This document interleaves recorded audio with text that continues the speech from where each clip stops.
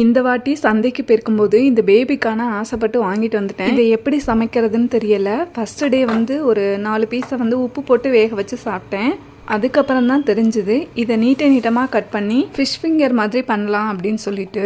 அதுக்கு ஃபஸ்ட்டு இந்த பேபிக்கான ஒரு 1/2 hour வந்து நல்லா கொதிக்கிற சுடுதண்ணியில் போட்டு வச்சிடலாம். இந்த பேபிக்கான ஃப்ரை பண்ணி எடுக்கிறதுக்கு தேவையான மிக்சிங் ரெடி பண்ணிக்கலாம். இப்போ கார்ன்ஃப்ளவர் மாவு, அரிசி மாவு, கடலை மாவு, தனி மிளகாய்த்தூள், உப்பு, இஞ்சி பூண்டு பேஸ்ட்டு, கொஞ்சமாக தண்ணி விட்டு மாவை மிக்ஸ் பண்ணி வச்சிடலாம். சுடுதண்ணியில் போட்டு வச்ச பேபிக்கான இந்த மாதிரி நீல வாக்கில் குட்டி குட்டியாக கட் பண்ணிக்கலாம்.